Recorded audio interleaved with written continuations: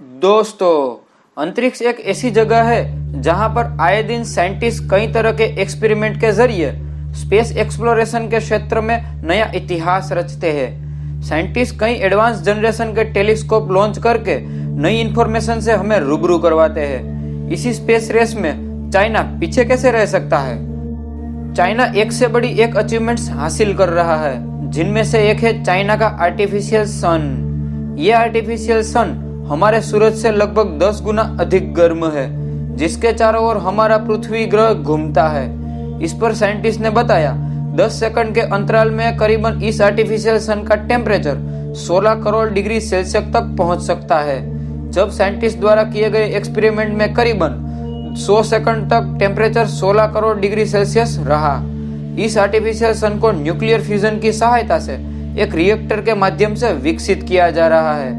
आमतौर पर यह टेक्निक का यूज हाइड्रोजन बम बनाने में किया जाता है। इस विधि में हॉट प्लाज्मा को फ्यूज करने के लिए एक स्ट्रॉन्ग मैग्नेटिक फील्ड का यूज किया जाता है, जो सबसे ज्यादा गर्मी प्रोड्यूस करता है। हेलो दोस्तों, मैं हूं आपका दोस्त और होस्ट ध्रुव और आप देख रहे हैं मेरे YouTube channel inside space facts. चलिए दोस्तों, शुरू करते हैं।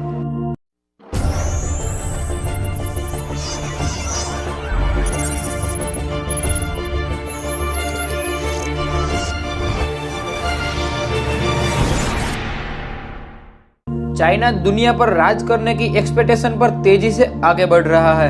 आर्टिफिशियल सन के बाद अब चाइना ने आर्टिफिशियल मून भी बना लिया है, जिससे इलेक्ट्रिसिटी बिल में कटौती होगी। साथ ही में कई साइंटिफिक रिसर्च में आर्टिफिशियल मून से बेनिफिट मिलेगा।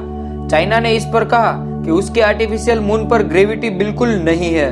चाइना का यह आर्टिफिशियल मून 0 ग्रेविटी वाला है। क्या चाइना का आर्टिफिशियल मून हम मानव जाति के लिए फायदेमंद होगा? इस पर चाइना के साइंटिस्ट ने कहा कि उनका यह आर्टिफिशियल मून स्ट्रीट लाइट पर आने वाले खर्च से भी सस्ता होगा। 50 स्क्वायर किलोमीटर के एरिया में आर्टिफिशियल मून से होने वाली रोशनी से इलेक्ट्रिसिटी पर आने वाले खर्च में हर साल करीबन 1.2 अरब युआन यानी करीबन 17.3 करोड़ डॉलर की सेविंग होगी। ग्लोबल टाइम्स की रिपोर्ट के मुताबिक चाइना के साइंटिस्ट ने इसे छोटा प्रयोग बताया। इस आर्टिफिशियल मून पर उसने मैग्नेटिक फील्ड को डिटेक्ट किया है।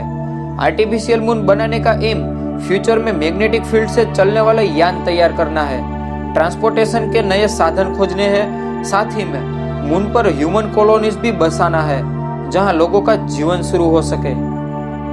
China university of mining and technology के जियो टेक्निकल इंजीनियर ली रुइलिन ने कहा, इस साल के अंत तक यानी साल 2022 तक वह सबसे स्ट्रॉन्ग मैग्नेटिक फील्ड वाला वैक्यूम चैम्बर बनाएंगे। इस वैक्यूम चैम्बर का डायमीटर करीबन 2 फीट होगा। इस वैक्यूम चैम्बर को पत्थरों और धूल से भर दिया जाएगा, जैसे चांद की सरफेस पर होती है। इतिहास में पहली बार चांद की सरफेस हमारी ब्यूटीफुल अर्थ पर बनेगी। चाइना के साइंटिस्ट का मानना यह है कि आर्टिफिशियल मून सक्सेसफुली बनाने के बाद इस एक्सपेरिमेंट को चांद पर भेजा जाएगा। चांद पर इंसानी बस्ती बनाने के नए तरीके खोजने के लिए चाइना ने यह एक्सपेरिमेंट शुरू किया है। आगे साइंटिस्ट ने बताया कि मून की सरफेस पर अर्थ से 6 गुना ग्रेविटेशन कम है, इसीलिए लोग सरफेस पर चल नहीं पाते, जिसकी वजह से वहां मानव बस्तियां बसाना इम्पॉसिबल है। यूनिवर्सिटी ऑफ मैनचेस्टर के फिजिसिस्ट आंद्रे गिम के लेविटेशन ट्रिक प्रोजेक्ट से उन्हें वैक्यूम चैम्बर का आइडिया आया। इसे डायमैग्नेटिक लेविटेशन कहते हैं। साल 2000 में आंद्रे गिम को ऐसा इंस्ट्रूमेंट बनाने में नोबेल प्राइज मिला, जिसमें उन्होंने ग्रेविटेशन कम करके मेढक को हवा में उड़ाया। चाइना के साइंटिस्ट ने बताया, अगर वैक्यूम चैम्बर का एक्सपेरिमेंट सक्सेसफुल हुआ तो इसे लूनर रोवर चांगाई के माध्यम से नेक्स्ट मून मिशन पर भेजा जाएगा।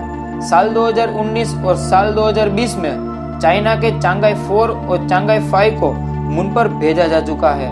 चांगाई 5 तो मून के सरफेस से सैंपल लेकर लौटा था। साल 2029 तक चाइना मून के साउथ पोल पर एक ह्यूमन रिसर्च सेंटर बनाने की योजना पर काम कर रहा है। इसका बेनिफिट यह होगा कि भीषण नेचुरल डिजास्टर के समय भी उस क्षेत्र में कभी ब्लैकआउट नहीं होगा, यानी बाढ़, भूकंप जैसी सिचुएशन में भी यह आर्टिफिशियल मून रोशनी देता रहेगा।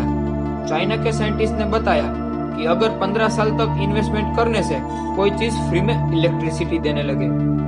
ऐसा नहीं है कि आर्टिफिशियल मून बनाने की कोशिश करने वाला चाइना वर्ल्ड का पहला देश है। इससे पहले भी रातों को रोशन करने के लिए ऐसे आर्टिफिशियल मून बनाने की योजनाएं बन चुकी है। साल 1993 में रशियन साइंटिस्ट ने 20 मीटर चौड़ा एक रिफ्लेक्टर मिरर स्पेस स्टेशन की तरफ भेजा था। नामिया 2 नाम के एक सैटेलाइट को धरती के 5 किलोमीटर के डायमीटर पर रोशनी फैलाने के उद्देश्य से भेजा गया था, जो जलकर राख हो गया।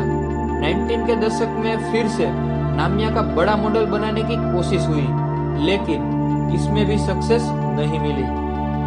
अंतरिक्ष कितना विशाल और कई किलोमीटर में फैला हुआ है। इसमें star, planet, Galaxy, black hole और कई ऐसे ऑब्जेक्ट हैं जिसमें कोई ना कोई राज छुपा होता है। साइंटिस्ट आए दिन नए नए एक्सपेरिमेंट के जरिए ब्रह्मांड के अनसुलझे रहस्यों से पर्दा उठाने की कोशिश करते हैं और हमारी पृथ्वी से बाहर कहीं पर लाइफ की पॉसिबिलिटी के बारे में खोजते रहते हैं। तो आप सब इनके बारे में जानना चाहते हो तो आप हमारी चैनल से जुड़े रहे। और आज का वीडियो आपको कैसा लगा ये कमेंट करके बताएं। और वीडियो पसंद आया हो तो एक लाइक तो बनता है मेरे दोस्त। तो वीडियो को लाइक कीजिए और इस वीडियो को अपने फ्रेंड्स और फैमिली में ज़्यादा से ज़्यादा शेयर कीजिए। ऐसे ही इंटरेस्टिंग वीडियोस के साथ फिर मिलेंगे दोस्तों नेक्स्ट वीडियो में। तब तक के लिए have a good day, take care yourself, जय हिंद।